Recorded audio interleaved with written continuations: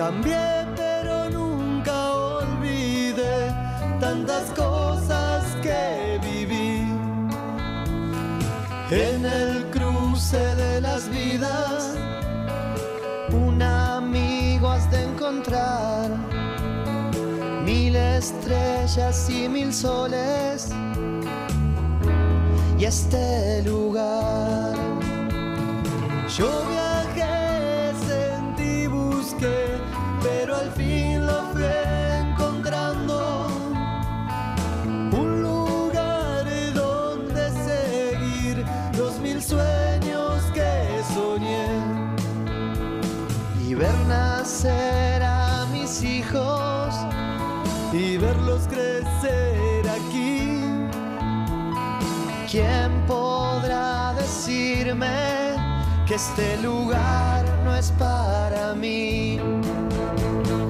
Uno es de donde es y a veces de donde se hace, porque yo nací aquí, porque yo ya me quedé. Y a mi mente tantas cosas, tantos juegos que jugué, las calles, la plaza y la escuela, y aquel beso que robé. Uno es de donde es y a veces de donde se hace, porque yo nací aquí, porque yo ya me quedé, porque yo ya me quedé, ya me quedé aquí, me quedé. El área metropolitana de Buenos Aires es una de las concentraciones urbanas más grandes del mundo, porque posee una población estimada en 12.045.000 habitantes y está conformada por la ciudad capital y los 24 partidos que la rodean. Entre ellos, se destaca por su densidad demográfica y su potencial industrial el partido de La Matanza, de 323 kilómetros cuadrados aproximados de superficie. Con más de 1,5 millones de habitantes, La Matanza es un partido gigantesco. La mitad de la gente vive bajo la línea de pobreza y el 40% de las calles son de tierra. Hay 106 villas y también zonas prósperas como Ramos Mejía y la ciudad de San Justo, cabecera del partido.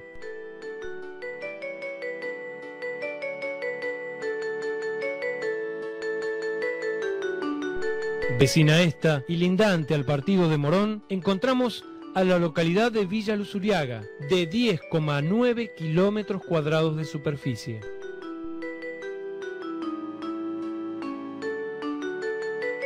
Esta localidad limita, según ordenanza número 1752 del año 1955, con las vías del ferrocarril Sarmiento, ramal a La Plata, con la avenida Don Bosco,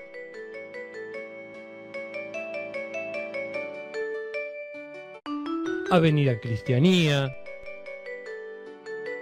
la calle Venezuela, el Camino de Cintura, la calle Lartigau, la calle Rivera Indarte y la calle La Paz. En el pasado fue una zona de actividad y población agraria, pero durante el siglo XX fue industrializándose junto con el resto del conurbano bonaerense.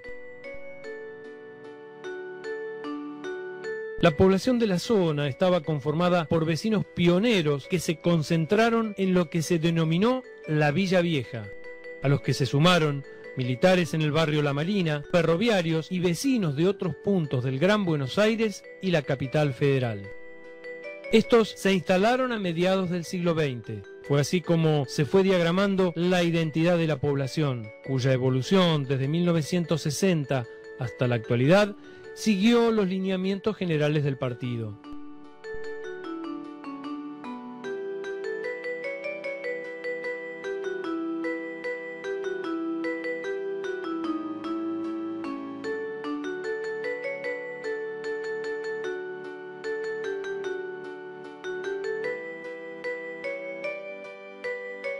Sus vías de comunicación mantienen un contacto continuo con San Justo y con el limítrofe partido de Morón.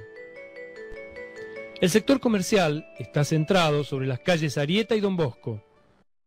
Los centros educativos estatales y de gestión privada abarcan la educación inicial, primaria, media y técnica.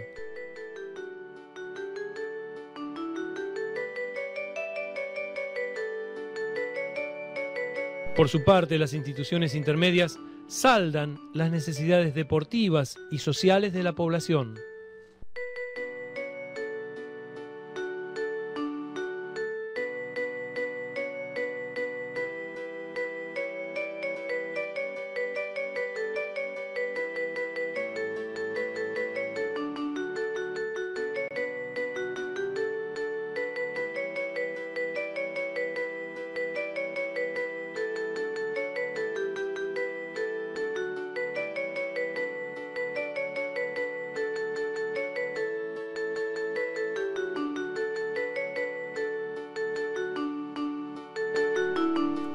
Encontramos numerosos medios de comunicación, entre los que se destacan el periódico El Cruce, el portal web redluzuriaga.com.ar y la radio FM Vida.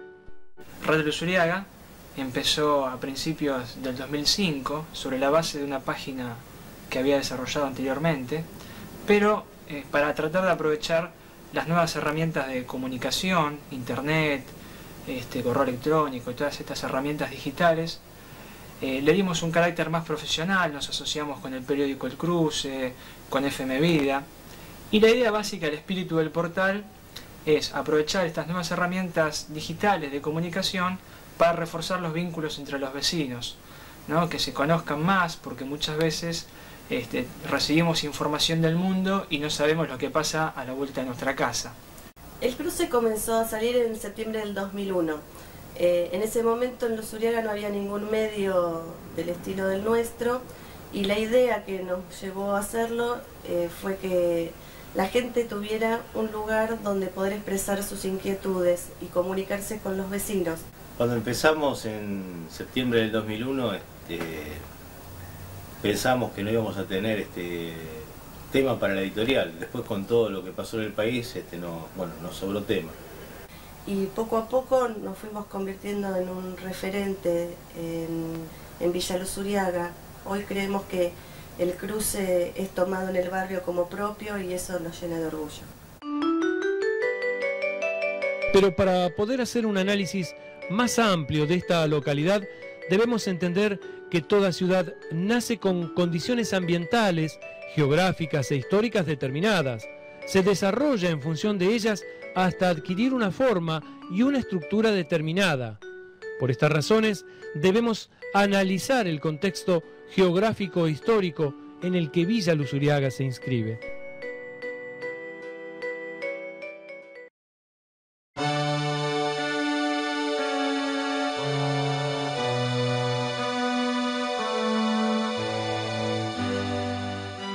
A fines del siglo XVI, estas tierras pasaron a formar parte del Imperio Hispano, que era el conjunto de posesiones de la Corona de Castilla, derivadas del descubrimiento, la conquista y la donación pontificia. En 1580, don Juan de Garay, luego de repoblar las tierras que Mendoza había colonizado, procede a repartir entre sus lugartenientes más destacados tierras adyacentes a la ciudad que comprenden desde el actual barrio de Flores hasta el río Luján. Estas parcelas medían 600 varas de frente y 1 legua de fondo, se entregaban por merced real y eran explotadas agropecuariamente. Estas tierras pertenecían al denominado Pago de la Matanza, una zona bastante extensa y de límites imprecisos, que comprendía las tierras inmediatas a la ciudad sobre el riachuelo hacia el río Las Conchas. La zona que hoy ocupa Villa Luzuriaga era conocida en aquellos tiempos como Alto Redondo, como señalan las mensuras de mediados del siglo XIX.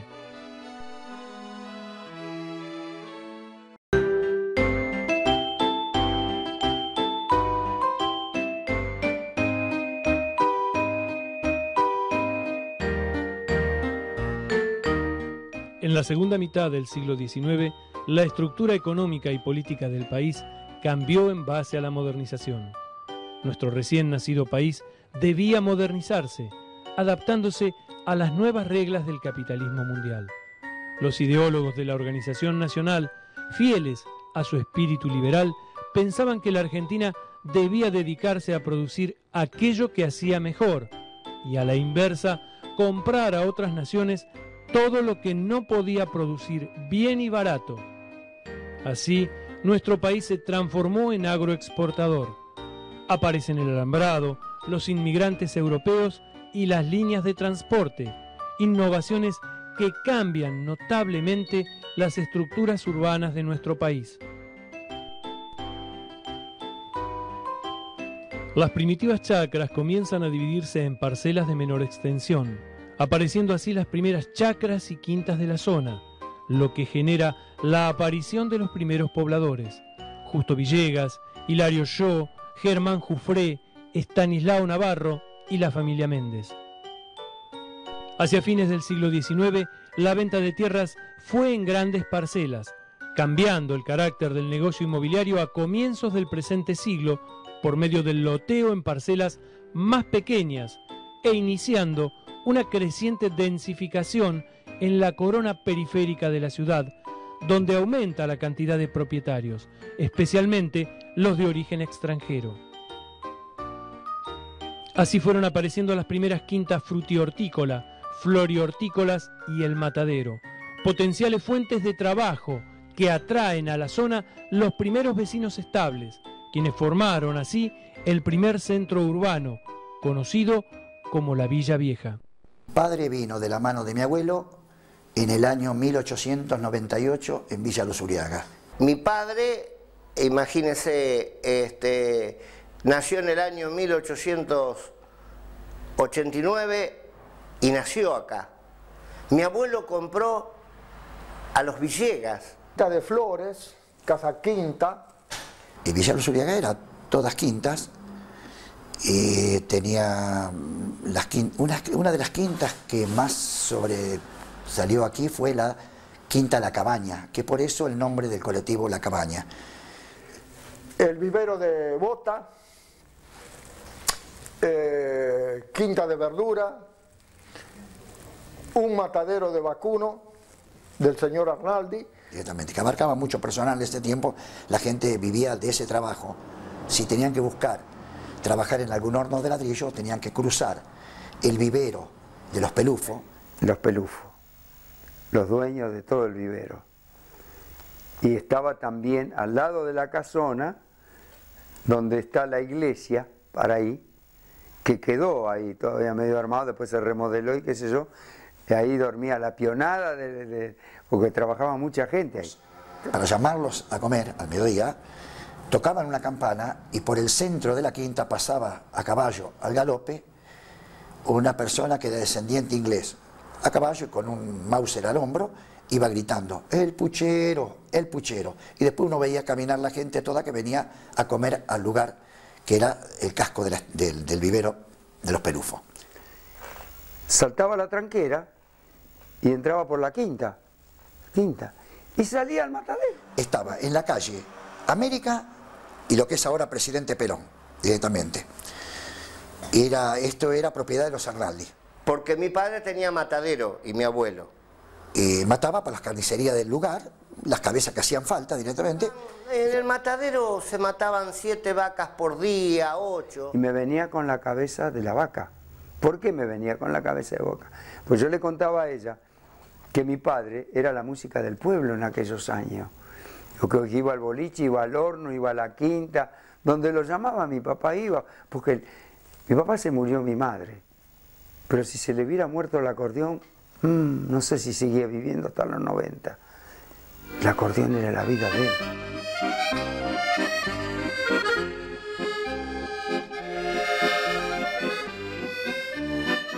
En 1905, bajo la segunda presidencia de Julio Argentino Roca, se dicta la ley 4874, conocida como la Ley Laínez, por la cual la Nación crea escuelas nacionales en la provincia de Buenos Aires. Mediante esta ley, En 1911 se funda la escuela número 57. Pero yo fui acá a la escuela Japón, pero no era Japón, se llamaba Escuela Nacional número 57. Sí, estaba la panadería y estaba en el mismo edificio, era lo mismo. Tenía hasta cuarto grado. Entonces yo de cuarto grado tuve que emigrar e ir a Edo. No había más grado acá. Hice tercero y cuarto ahí. Y cuarto no había más que cuarto. Y de ahí me tuve que ir a Edo a terminar quinto y sexto. Tenía un buen patio, tenía un lugar que era muchas aulas y los baños estaban afuera en el patio era todo de ladrillo, había plantas de mora.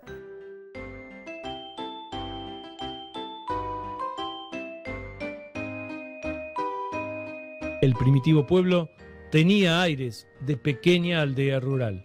Bueno, las calles eran bastante pobres porque eran todas de tierra. Todo de tierra y lagunas. Y más o menos había 5 o 6 casas.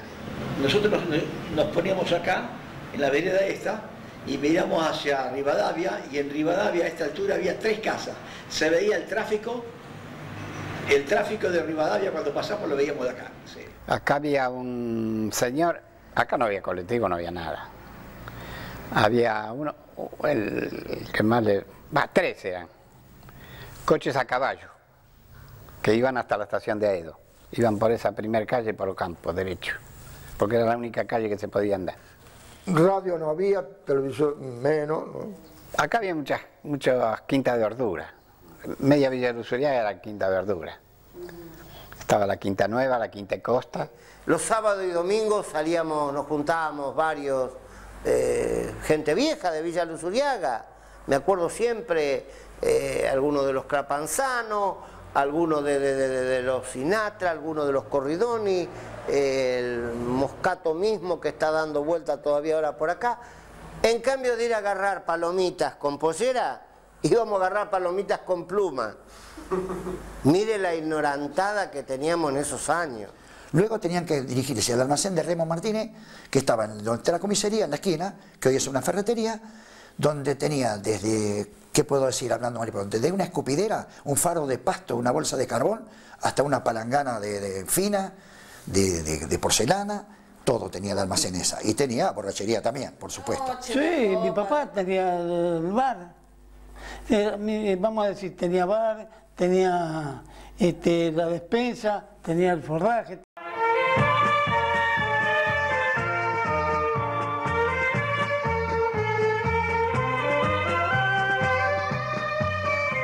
En 1912, mediante la ley Sáenz-Peña, se realiza una reforma electoral que establece el voto universal, secreto y obligatorio. Cambio político que daría como resultado la ampliación de la participación ciudadana en la política y que culminaría con las elecciones de 1916, con el radical Hipólito Yrigoyen como presidente, y que mantendría a los radicales en el poder hasta 1930. El radicalismo siempre tuvo su pequeño comité en una casa particular, directamente, se conversaba en los almacenes, se conversaba, pero siempre no se trató de hacer, tanto con el conservadurismo como con el radicalismo, algo como una política popular. Siempre fue un poquito reservada, con proyectos de llevarlos a cabo, de poder llevar a cabo, y se reunían en los comités.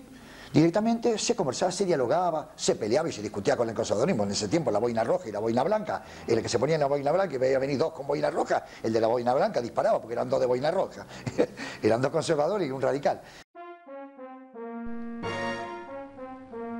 En 1921 se instala en esta zona el señor Julio Félix Luzuriaga Chávez, hombre de leyes que formaba parte de una familia adinerada de nuestro país, quien compra una casa quinta en La Manzana, delimitada por las calles Don Bosco, Almafuerte, Buchardo y Entre Ríos. El doctor Luzuriaga poseía en su abultado árbol genealógico un parentesco lejano con el general Toribio Luzuriaga, un peruano que se había destacado en la historia argentina por haber participado en la lucha contra los ingleses durante las invasiones de 1806 y 1807, y luego como colaborador de San Martín en las luchas por la independencia. En su árbol genealógico, mucho más cerca, encontramos en su rama familiar al general Enrique Luzuriaga, héroe de la Guerra del Paraguay e interventor en la provincia del Chaco. El doctor Luzuriaga visitaba su quinta algunos fines de semana. La de la quinta Luzuriaga se limitaba, vamos a decir, toda la manzana entre la calle Buchardo, que era la entrada principal. Buchardo era la entrada principal, después tenía, por un costado tenía Almafuerte, por el otro costado tenía Entre Ríos, por la parte de atrás tenía Don Bosco. La agarraba toda la manzana. Pero ya estaba media abandonada, tenía casa para los caseros, para vivienda para otros, pero estaba todo medio... Y justo en la esquina de Don Bosco había un ombú grandísimo, y tenía un pavo real que pegaba unos gritos. Nosotros estamos 7 o 8 cuadras y lo sentíamos. A la noche empezaba a gritar, a la nochecita empezaba a pegar gritos. Bueno. Y era una casa grande, que tenía puertas y ventanales para los 4 lados. Estaba en el medio de la quinta, con un patio grande todo alrededor. Una puerta de alambre tejido, esas que se usaban antes, los rombos así, ¿no? El pasillo todo de cascote de tierra. Te encontrabas con un... era una casa muy alta, porque cuando entrabas estaba la puerta con esas banderolas altas que había arriba, que tenía el vidrio que se abría y se cerraba. Después estaba la cocina, una mesada toda de cerámica, baldosa ese tiempo, así todo arriba. Y el centro era muy amplio, adentro, como una especie de comedor, que tenía unas columnas así grandes, y el techo era tipo abovedado. Estaba la casa de Frega, la casa grande, la casa quinta, estaba la casa de los Dios, que era una casa muy chica que estaba abajo del ombú, y después estaba la casa donde yo vivía, que era la casa que era una caballeriza. Tenía los altos arriba. Sí, era de 2 pisos y había unos agujeros donde llevaban los fardos de pasto, se ve, y por esos agujeros le tiraban a los animales abajo. Que venía en el año 20 a la quinta desde Aedo, el doctor Luzuriaga, que después venía con la familia. Sabía venir, así por ejemplo, un fin de semana, venía que estaba con ellos ahí, con los caseros. Pero al principio, después ya no lo vi nunca más. Mira, yo me acuerdo que cuando él venía así los fines de semana, que frecuentaba acá en la casa, llegaba en un coche. Y para nosotros era algo que salir afuera y ver el coche era una novedad. No era una novedad ver un caballo, ver un carro, pero sí ver un coche. Yo llegué a ir cuando estaban rematando la villa, que era todo... Que ya no vivía el... No, que habían remate, que íbamos todas chicas a caminar por ahí adentro. Según algunos testigos, el doctor Luzuriaga bautizó a su quinta como Villa General Luzuriaga, como lo demostraba el cartel que se encontraba en la entrada. Este hecho daría nombre a nuestra localidad. Tenían al frente escrito el nombre, Villa General Luzuriaga. Este buen señor Luzuriaga, como esto era Luzuriaga, nació el nombre de Villa Luzuriaga porque le puso 4 carteles, uno acá en República de Chile, otro acá en la Villa, otro acá en Cervantes. Lo que yo escuché que mi tío Jorge tenía problemas de bronquios. Entonces decidieron aquel tiempo, como te decía, era ir a Mejores Aires, y por eso se instalan ahí. Y la versión que tengo que eso era una estancia que se llamaba Las Margaritas, lo que yo escuché, y que mi abuelo compró eso, y bueno, y por eso se establecieron ahí. Uno de los hijos del doctor Luzuriaga, Héctor Luzuriaga, más conocido como el Negro, se radicó definitivamente en la villa hasta su muerte. El Negro, que vivía acá al lado y casado con 2 hijas, Yo llegué a conocer a uno que le decían Negro Luzuriaga. Yo me acuerdo siempre del negro y de la hermana, que vivían ahí en la quinta, que nosotros le llevábamos mercadería. Que vino de la quinta, después que se remató la quinta, se vino a vivir acá al lado. Porque venía acá él venía acá. Él venía porque acá tenían 2 caballos, te decía, tenía un tobiano y el otro, no me acuerdo, un tordillo, creo que era algo así. Y venía a andar a caballo él. Muy bien vestido, gente de muy alto nivel económico, ¿no? Ah, vestía muy bien. Se vestía mucho tipo gaucho. Cuando estaba acá en la casa casi siempre andaba de bombacha, blusa bordada usaba. Me casé y fui a vivir ahí a la quinta, pero estuve ni una semana. Porque cuando me vi ahí en esa tremenda casa, yo dije, yo me tengo que quedar aquí sola y de noche no. Porque era enorme. El comedor, yo lo recuerdo enorme.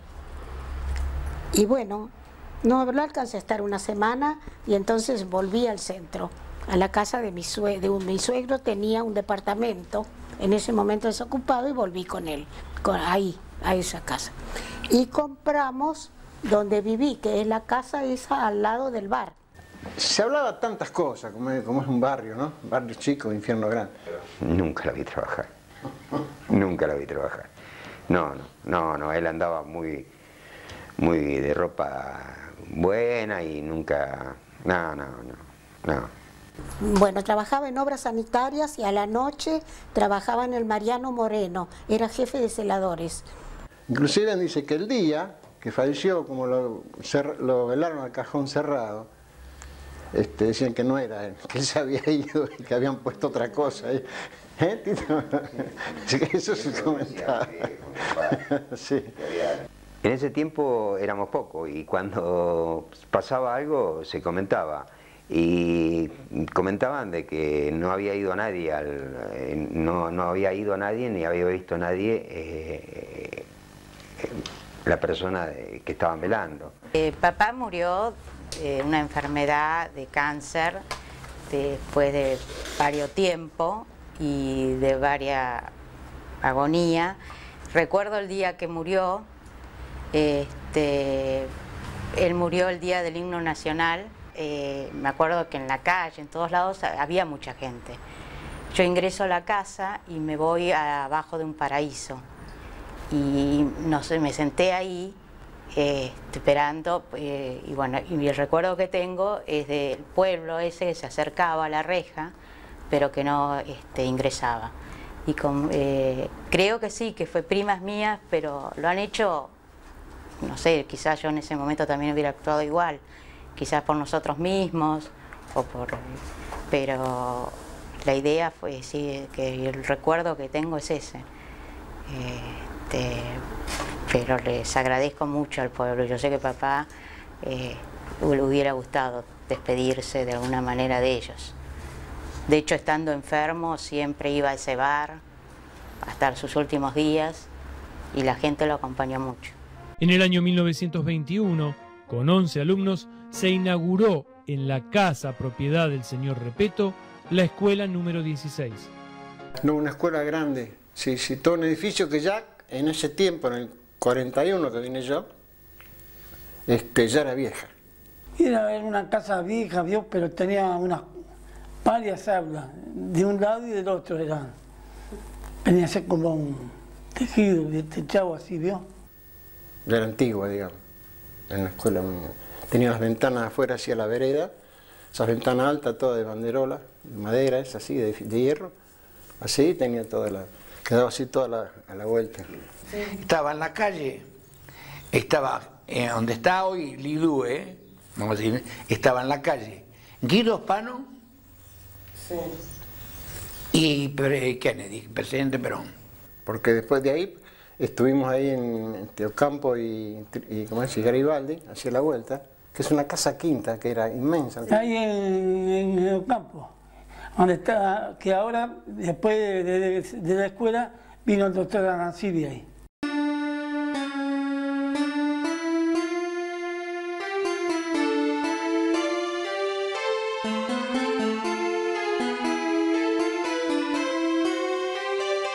Luego de la caída de la Bolsa de Nueva York en 1929 y su influencia negativa en nuestra economía y la ineficacia del presidente, una conspiración cívico-militar realizó un golpe de Estado, el primero que vivirá nuestro país, colocando al general José Félix Uriburu como presidente de facto y dando lugar así a la llamada década infame, caracterizada por el fraude electoral y el regreso de los grupos oligárquicos al poder.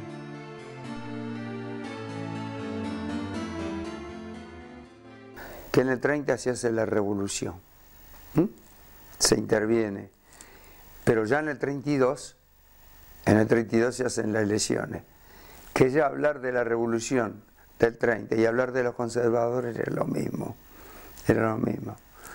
Bueno, y entonces acá los Crapanzano, el mayor de los Crapanzano, Francisco Crapanzano,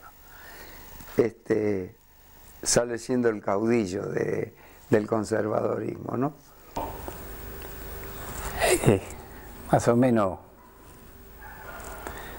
hay poca diferencia con ahora. Siempre había uno que, el que tenía plata, se lo llevaba a los demás, les hacía asado, empanada el día de elecciones. Ahí en la esquina había un almacén Capurro, creo que el almacén más vieja que hubo acá. Y tenía un galpón grande pegado al edificio del almacén, y ahí se hacían asados, se jugaba la taba. Sí, el día de la selección. Mi papá era español y no tenía pasaje para documento. Tenía la partida de nacimiento y nada más. Vino de España a los 16 años sin nada. Y él votaba acá en Villa Luzuriaga por tres tíos que vivían en la capital. El oficial era Capranzano, hermano del que fue concejal, de Francisco Capranzano, de que fue concejal, vio que los hijos son rematadores, el primer concejal de la villa. Mi papá iba y votaba, y el hombre, el oficial, estaba arriba de la claraboya, que le decía, si agarraba otra boleta y si no agarraba la otra, había que votar para los conservadores acá. Ellos gobernaban de prepotencia, el conservadorismo. En serio, la gente grande iban a votar y no lo dejaban votar. Le pedían la libreta de Guapo, se la firmaba y que se fuera. Esto, ya votó, le decían, ya lo votó. ¿Pero cómo? ¿Y de dónde pongo el voto? No, ya votó. Entonces los datos esos se sacaba y se ponía el sobre de esa persona. Oh, ¿cuánto podían votar? 100 personas, si la sabía.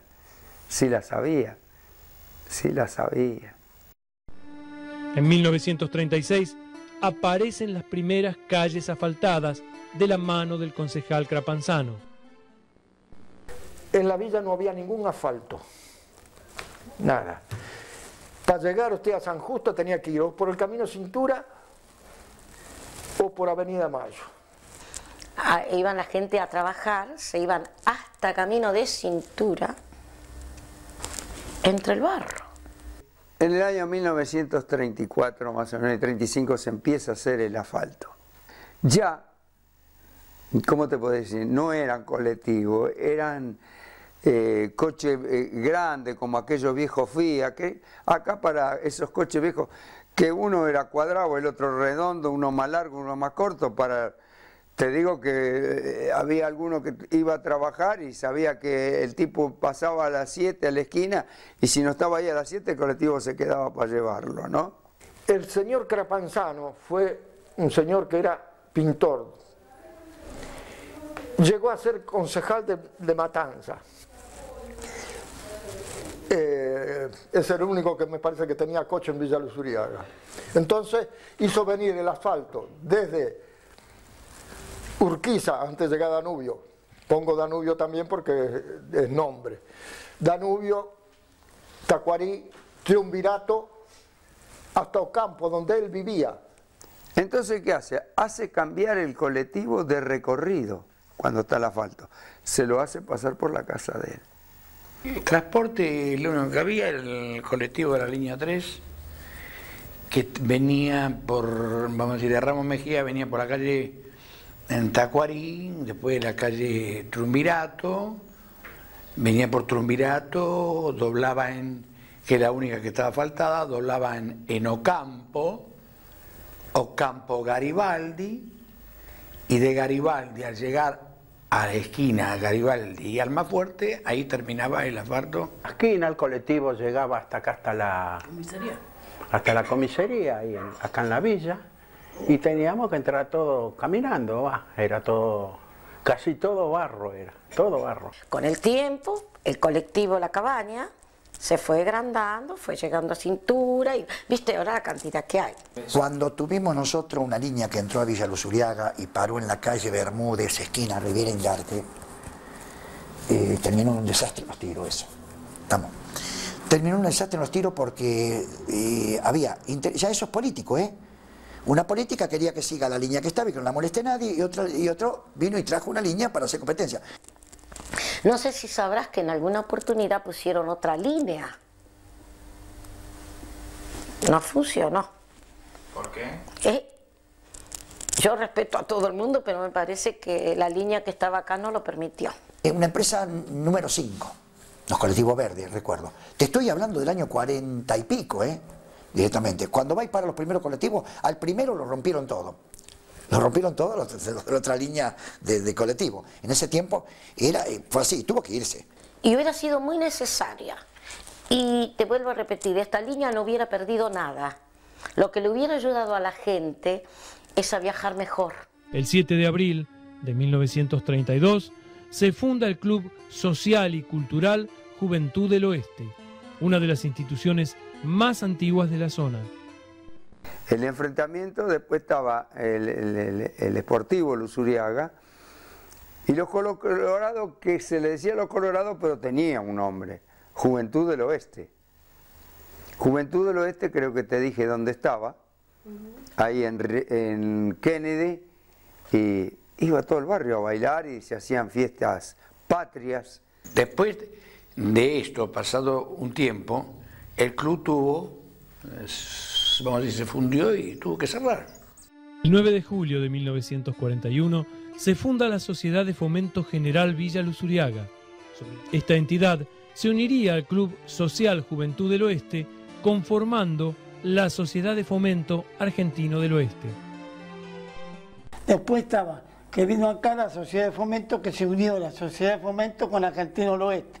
El Argentino del Oeste se fundó en una casa en la calle Guido Hispano al 2500 más o menos, en una casa familiar de un tal Zavala. Que fue cambiando de lugar. Era en casas particulares. Nosotros teníamos almacén y teníamos un sello. Almacén del Oeste Argentino se llamaba, almacén. Y entramos a la Liga Comercial de Morón. Y como el club no podía entrar porque era Sociedad de Fomento, entonces yo le puse el sello en mi almacén. Y entramos con la Liga Comercial de Morón, Almacén Oeste Argentino. Y intervinimos 4 años y salimos 3 años campeones. Y cada vez que había un partido era una pelea seguro. En el arco jugaba Moriconi, a veces Jubel. Jugaba Sabadell,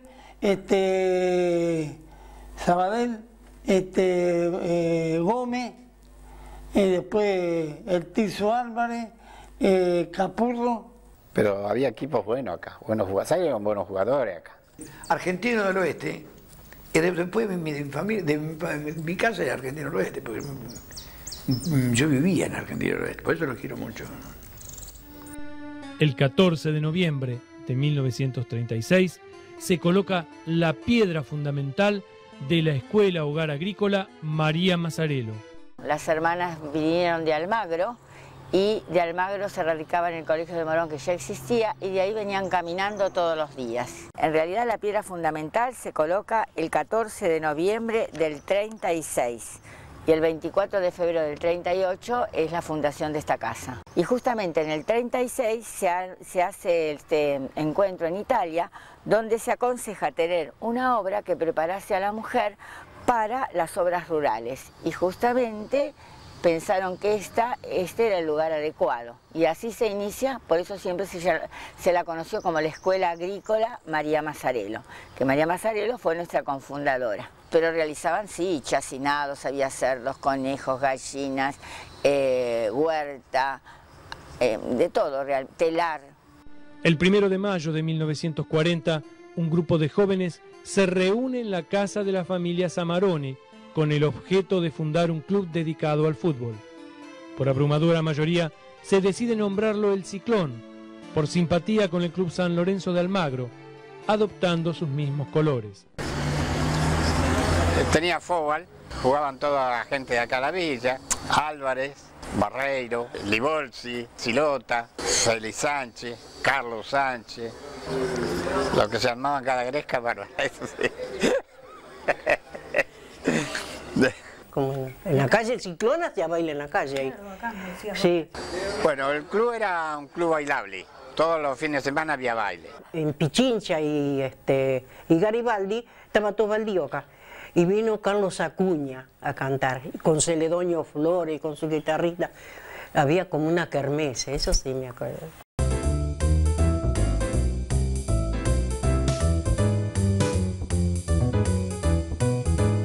En 1943, un nuevo golpe de Estado, encabezado por un grupo de militares nacionalistas, da por finalizada la década infame, derrocando a Castillo.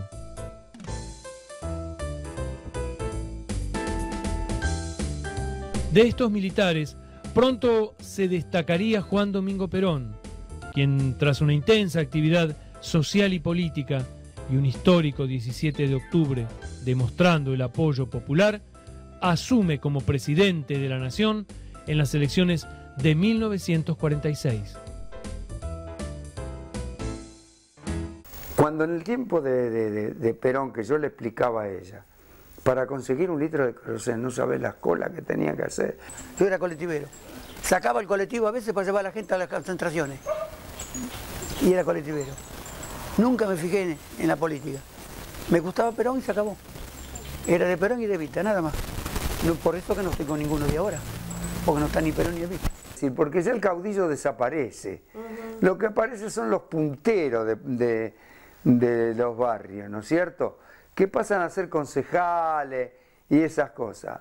Bueno, del peronismo fue el hermano de Alfredo, fue Julio Laje. Mi papá, él, eran locos por Perón. Peronista, sí, cuando se murió Perón, mi hermano Julio se descompuso.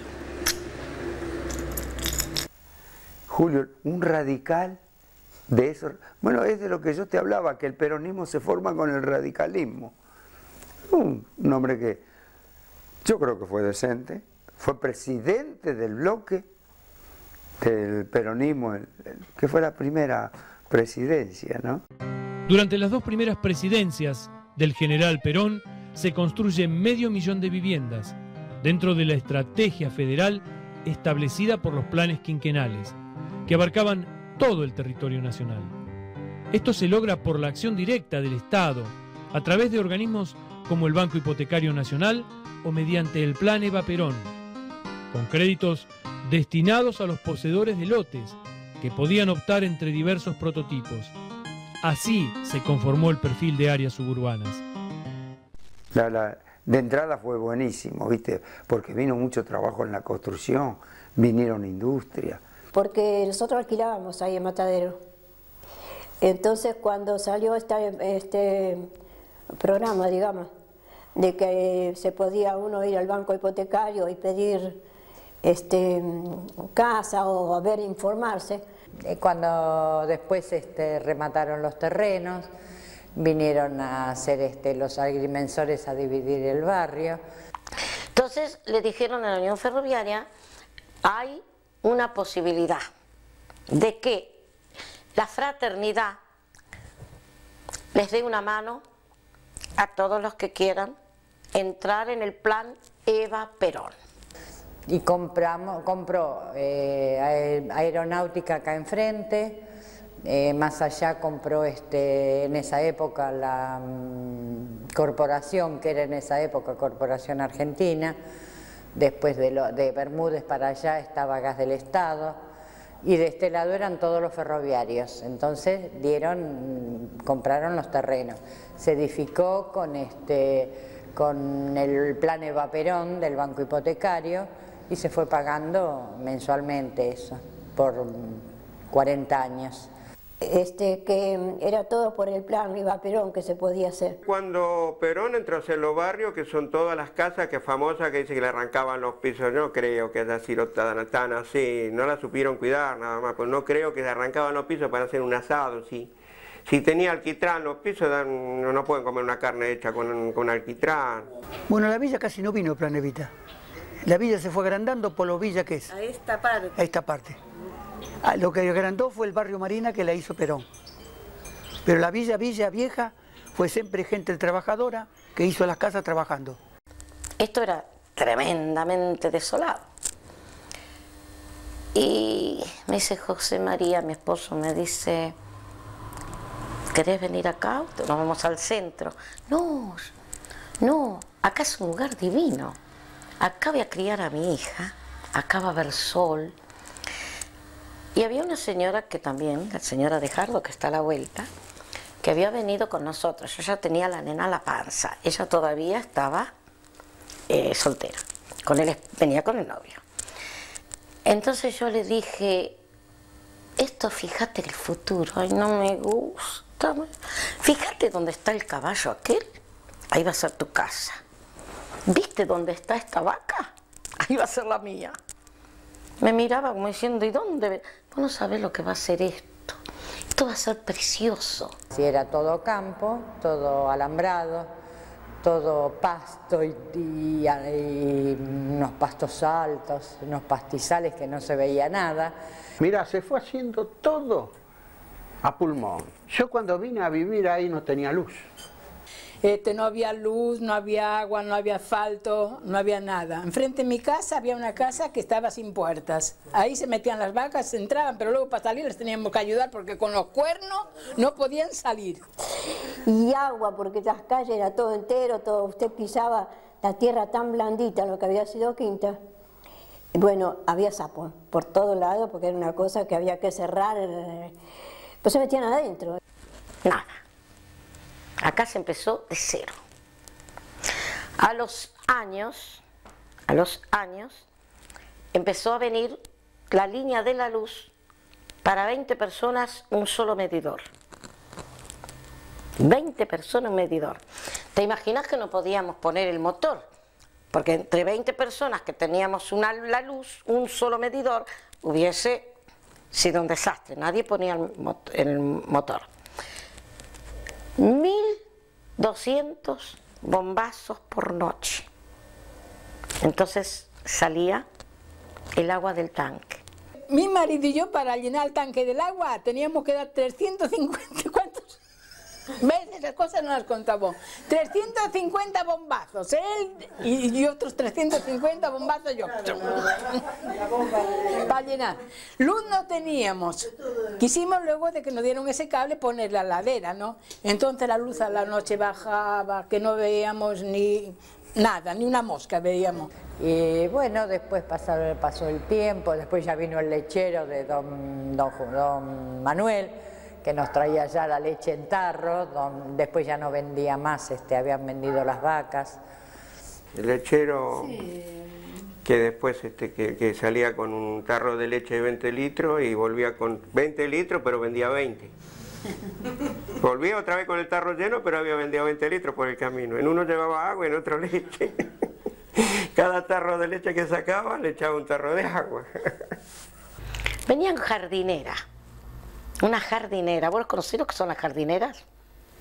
¿Conocés lo que es el sulky? Bueno, es una especie de sulky, pero más tipo grande, más tipo cajón. Entonces, carnicero, salíamos nosotros a esa jardinera, estaba ahí en el hielo carne. No pretendas que fuera de primera calidad, hacían lo que podían. Es el carro famoso ese que venía con la corneta, que traía el pan de la panificación, que lo hacían. La panificación estaba en Caballito. Ese lo repartían en la zona y ese es el pan que se compraba acá en la zona. El hielo nos traían en otro carro y nosotros en un cajoncito agarrábamos el hielo, lo envolvíamos en mucho papel y ahí arriba poníamos las botellas. No teníamos freezer, no teníamos luz, no teníamos nada. Mirábamos la heladera y ahí estaba. Si afanaba alguna fruta, porque acá para comer fruta no tenías problema, ¿viste? Tenías que saltar el cerco, nada más. Todo el barrio iba a comprar verdura ahí, pero el que se le ocurría entrar a servirse por su propio medio, salía doña Luisa, la mamá del señor Juan Segalerba, con la escopeta y pegaba unos tiros al aire y no se acercaba por mucho tiempo, no iba más nadie. Pero cada vez que aparecía alguien, lo era espantado por la escopeta de doña Luisa. Éramos pibes, éramos muchachitos. Che, vos sabés que allá por aquella abajo hay una quinta. Ay, tiene unas sandías de linda. Ahora te puedes imaginar lo que era Villa Luzuriaga, ¿no? No se veía de una esquina a la otra, te digo sinceramente. Y nos fuimos allá. Era la quinta de Segalerba. Sabíamos de la quinta de Segalerba porque ya de acá caminando, allá está, allá. Y che, mirá acá, este le pasaba la uña a ver si estaban, viste, más o menos. Nos venimos con la sandía. Llegamos acá, viste, lo trajimos caminando hasta acá, hasta donde está la Newbery. Y ahí nos sentamos porque había una luz. Zapallo habíamos traído. Zapallo. En este contexto, los vecinos se divertían organizando festejos populares. Para los carnavales hicieron un baile ahí. Y con la radio, ¿vio? Enchufaban una radio acá, una allá, qué sé yo. Entonces combinaban de que fuera la misma radio. Siempre los carnavales en Argentino del Oeste era de rigor los 8 bailes de carnaval. Acá la Sociedad de Fomento con los 8 grandes bailes 8, la Sociedad de Fomento General Toribio Luzuriaga y su ventana, ¿cómo era? No me acuerdo cómo lo voy a la ventana musical de la Sociedad de Fomento General Toribio Luzuriaga. Carnaval. Empezaron a reunirse todos en la otra cuadra, en esa cuadra donde tenía Bresa en el kiosco. ¿Vos sabés lo que hacían ahí? Los bailes de carnaval. Las señoras llevaban las sillas, yo no, porque era una chiva. Cómo bailábamos, cómo nos divertíamos, todo gente común, gente sana. Bueno, vos no sabés lo hermoso que era. Jugaba al fútbol en Argentino del Oeste y ahí era miembro de la subcomisión de fiesta y hacíamos bailes, traíamos los famosos del Club del Clan. Han venido todos a Villa Luzuriaga. Y bailaban ahí. Para los carnavales era una risa. No sé dónde habrá ido para esa foto, pero porque uno se puso una canasta con huevos duros, ¿vio? Y se había puesto la canasta así, otra. Pero todo vecino, nada más, y no había otra cosa acá. No había otra diversión. Después, donde está Tolosa, donde está el señor Tolosa que tiene su local, ahí había una kermés. Los chicos se disfrazaban y bailaban arriba del escenario que armaban. Se elegía la reina de carnaval vendiendo los votos. O sea que no se trataba solamente, ella fue reina, pero el que ponía más votos era el que ponía más plata, sacaba reina a su hija. Tuvimos un problema con un vecino muy grave porque no compraba. Y bueno, en eso, después de muchos años, claro que ella compraba 100 votos. No, por ahí valían 2 pesos 100 votos. Pasaba al frente, pero venía el paraguas del señor el presidente. El presidente decía, le faltan 2 votos para tu novia, pues en ese tiempo era mi novia. No importa, contaban, no sé de dónde aparecían, pero pasábamos a la otra. Así, hoy no nos habla, esa familia no nos habla más, desde esa época hasta ahora no nos habla porque salió reina ella y la hija no. En la primera mitad de la década del 50 se empieza a construir el barrio Estela Maris, más conocido como Barrio Marina.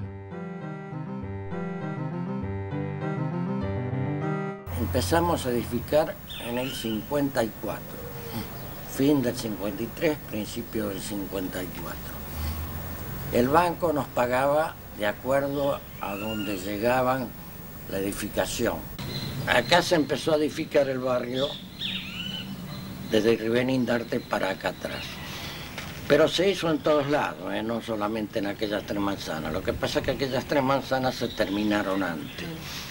Era el mejor medio de transporte, esto era todo tierra, así que los camiones de materiales de construcción no podían entrar cuando llovía. Entonces, qué mejor lugar que tirarlos allá en las primeras manzanas, que no había que embarrarse. Pero igual se salpicó todo el barrio con chalecitos. Ahí fue cuando levantaron después el tanque, el salón, hoy es un lindísimo local. Pero empezó todo a surgir, viste, prácticamente de la nada. Bueno, el problema de este barrio surgió en el 55, con la revolución. Ahí se disparó todo.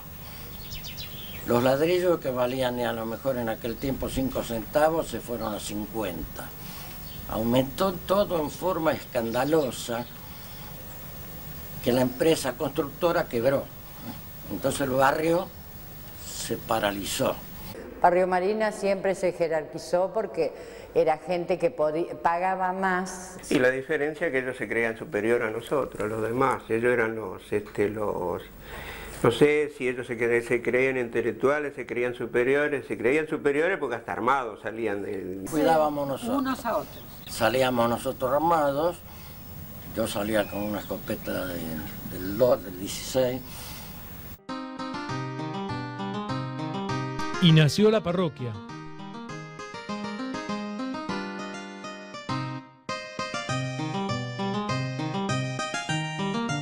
El terreno de la escuela, el terreno de la iglesia, el terreno de la plaza, eso lo consiguió el almirante Rojas. Lo que hoy tenemos como un gran tinglado de la capilla, bueno, toda esa parte de lo que se ve de ese tinglado, eso era todo un pozo en el que se preparaba la cal para armar todo el barrio. Ahí había un galpón de una compañía de constructora. Después hicieron la iglesia. Monseñor Marcón mandaba los cajones de la Chrysler de aquel tiempo, desarmados. Bueno, esos cajones se utilizaba para hacer toda la parte que se dice el sostén de la mampostería, ¿no es cierto? Que vino el primer cura acá fue el padre Vázquez. Vos no sabés, era un ser tan especial, tan humano. El padre Vázquez era, así fue levantando la capilla, el padre Vázquez era pero maravilloso. Y dejó. Y problemas de pollera, tiene que haber sido el comentario de problemas de pollera, lo buscaba el padre de la novia, pero de la novia del padre, del cura, no del padre de la chica. Dejó porque se casó. Otro de los sacerdotes que se destacó fue el padre Pina. El padre Pina, que viene con una Rambler Cross Country modelo 64. Y bueno, el padre Pina fue el que llevó todo adelante hasta la obra que conocemos ahora. Pero el padre Pina hizo toda la gestión para la plaza esta. Pues el almirante Varela donó todo lo que es la estructura de la plaza, ¿viste? Que parece un barco. Eso lo donó, lo consiguió el almirante Varela. Que el cañón ese del acorazado Moreno, el cañón que está ahí. Y la hélice también. Todo, lo hizo, toda la gestión la hizo el padre Pina, sí.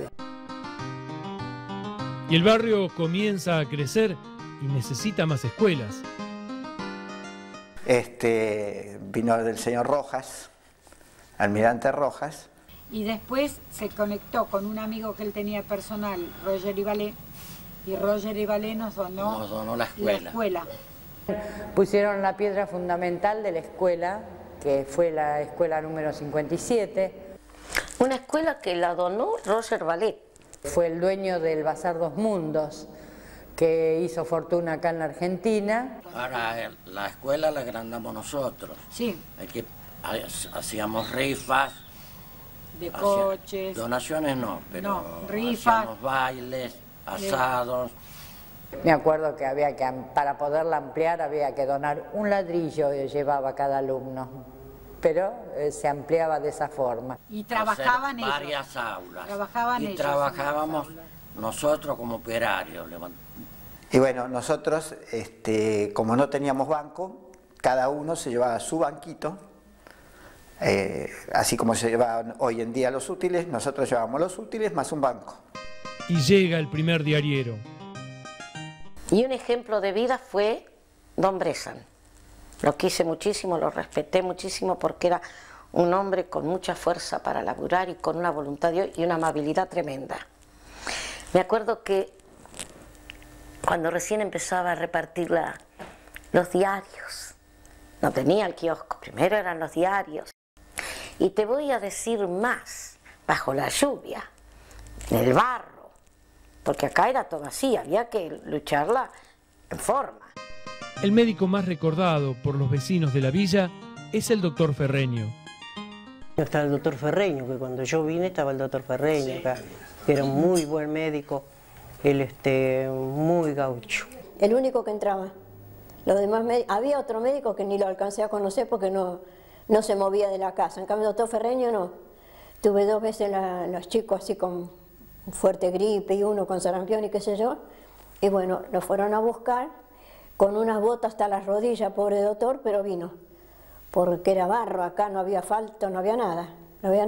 Nos mudamos a Villa Luzuriaga en el año 1954, cuando el único asfalto que había venía de Ramos Mejía, por la calle Triunvirato, doblaba en Ocampo y llegaba hasta Garibaldi y Almafuerte.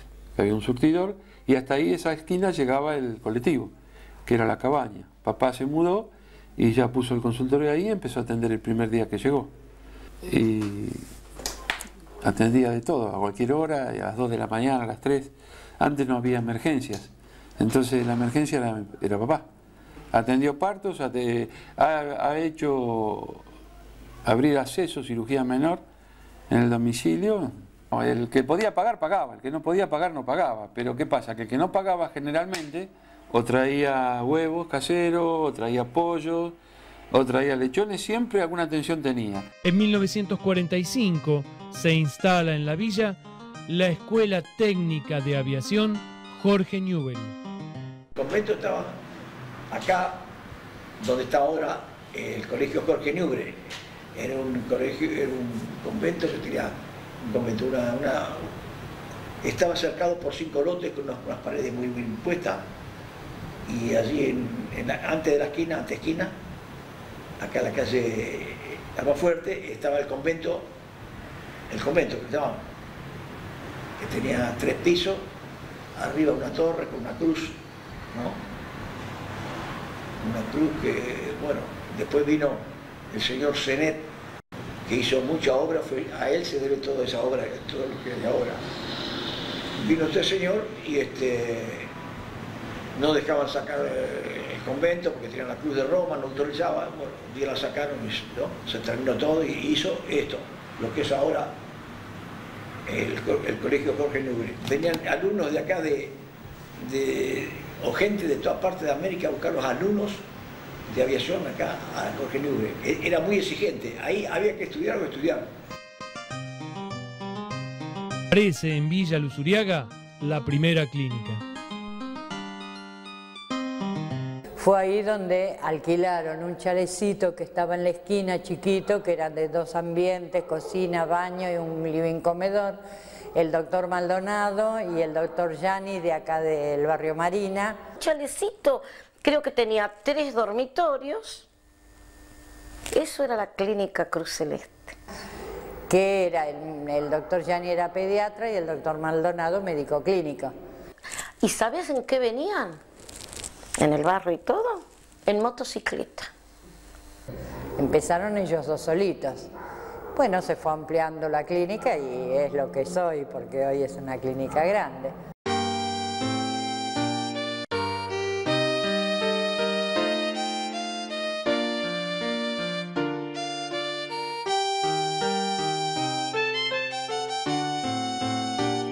Luego del golpe de 1955, que derrocaría a Perón en su segundo gobierno, nuestro país entró en una etapa de inestabilidad política.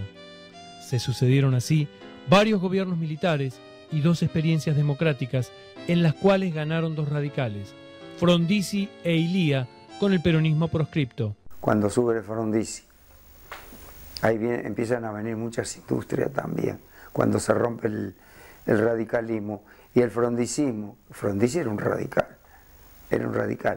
pero había hecho un pacto, como estaba proscrito el peronismo, había hecho un pacto con Perón y eso, y empezaron a también abrir las puertas a las industrias extranjeras. Te está hablando uno que trabajó 21 años en Deus.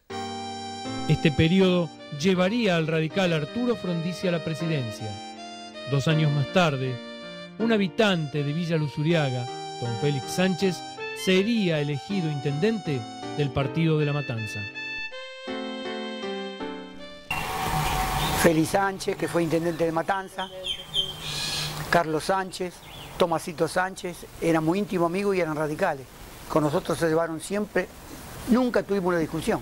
Félix Sánchez, que fue intendente de Matanza. Él era posero, hacía las perforaciones, que después estuvo intendente acá. Nos colocaron la bomba a nosotros, eran los primeros poseros.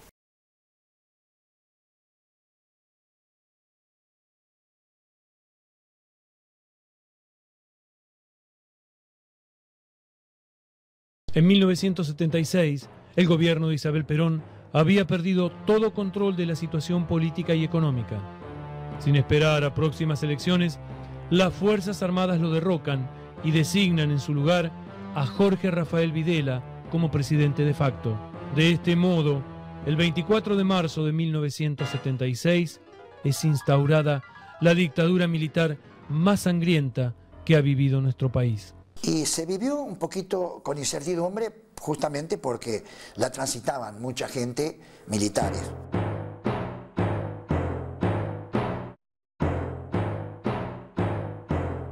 La industria nacional entró en una aguda recesión, compitiendo con manufacturas de países altamente industrializados y con un mercado interno reducido a su mínima expresión.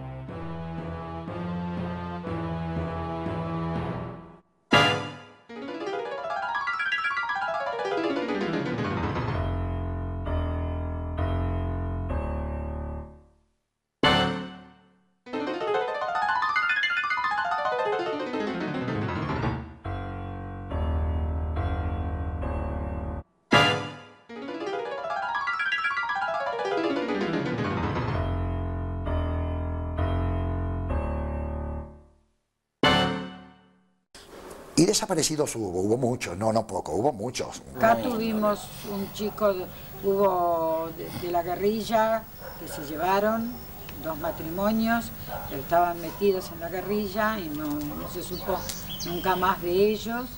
Uno no sabe el actuar de la gente cuando sale de la par de uno y se dedica a lo mejor de noche a andar por otras partes con cosas. Pero conozco de gente que no hacía eso y desapareció, inocente.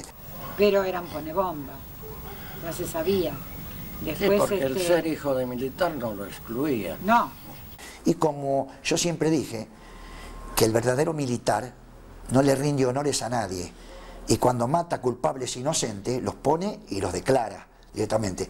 Eso para mí fue la pena más grande que puede tener el militarismo en haber puesto sobre un lugar un escribano que certifique la muerte de toda persona, argentino o extranjero, que moría en esa contienda, porque ellos lo declaran guerra.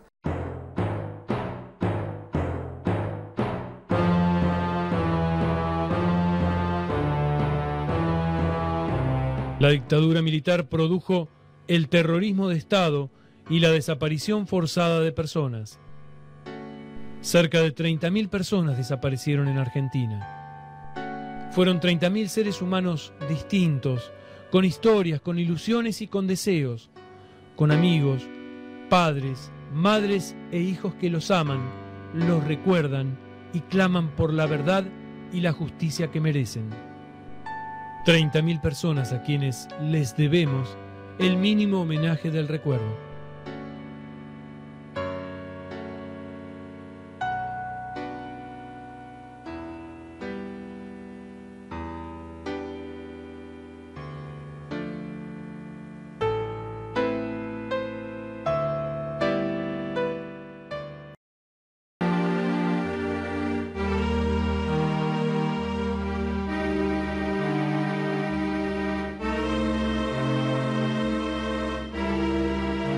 La dictadura militar no resistió la derrota de las Islas Malvinas. Cuando terminó la guerra, en junio de 1982, los jefes militares comenzaron una disputa interna, al tiempo que la situación económica del país se complicaba. Las Fuerzas Armadas, sin ningún apoyo, llamaron a elecciones, dando por finalizado el proceso de reorganización nacional. Las urnas, por su parte, le dieron el triunfo al radical Raúl Ricardo Alfonsín.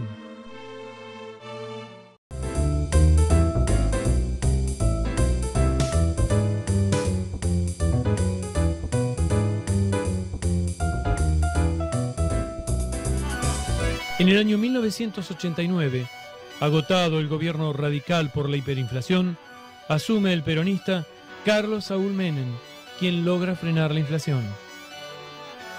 Pero mientras proliferaban los teléfonos celulares y se abrían grandes shopping, muchos millones de hombres y mujeres vivían en condiciones de pobreza y sufrían el desempleo y la marginación.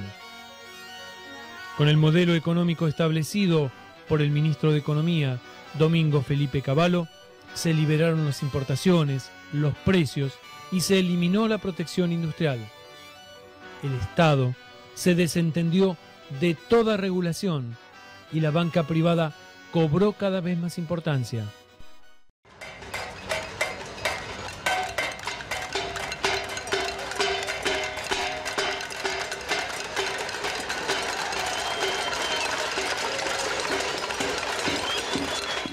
Luego de finalizar las dos presidencias de Carlos Menem, un sector disidente del peronismo, el socialismo y la Unión Cívica Radical conformaron la alianza. Unión política cuyo único punto en común era el descontento por la política de los últimos años.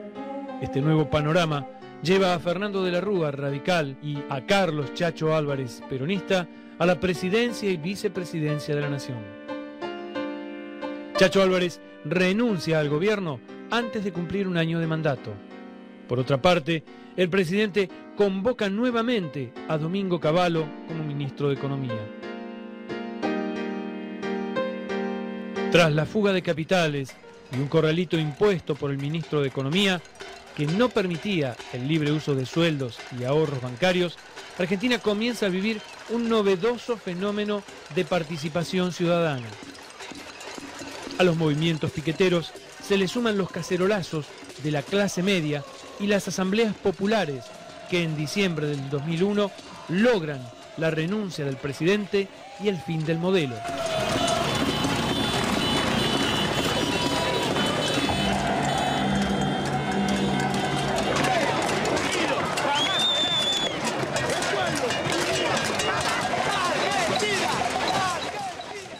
Tras la renuncia de la Rúa, se suceden en el gobierno 4 presidentes peronistas.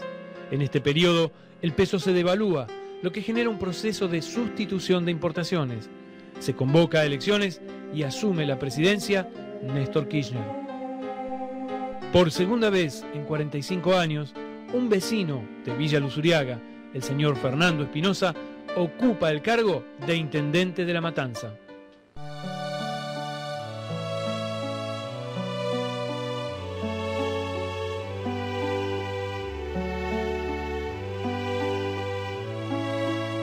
Progresar, progresó mucho. No, yo lo veo bien. No, está bien el barrio. Que ahora parece, pero no, la gente sigue igual. Lo que se está viendo en el barrio, que bueno, que la gente que se ha mudado nueva, o ha averiguado del barrio, o se contagia del barrio. Lo mismo, lo único, no como antes. Que antes cuando salía a barrer nomás ya estaba uno, el otro. Ahora no, ahora está como más quedada la gente adentro. Lo que no se mantiene es la unidad, no hay unidad. Nosotros hacemos asamblea, vienen 30, 33, 35 nada más. Somos 250. Sí, que haya más medios de locomoción para salir a la capital, que no hay más que esa línea de las líneas de colectivo que hay. Pero no tenemos hospital, no tenemos un banco, si queremos ir a ahorrar algún peso y meterlo ahí. Bueno, una de las cosas que espero con más ansia es la seguridad. Claro, que lo digo siempre, me da lástima las rejas, porque parecía que antes era más como en el tiempo nuestro, más pueblo, más barrio, más... Es la preocupación de todos. que los ladrones andan sueltos y nosotros estamos enjaulados. Las autoridades tienen que tomar otra medida, que haya más orden. No sé, que la gente sea más buena, que no haya peligro en la calle. Me gustaría que uno pueda sacar el auto y no tenga que mirar con tanto miedo para los costados, o que venga que al señor del lado le ocurrió, que al señor de enfrente le ocurrió, que al otro.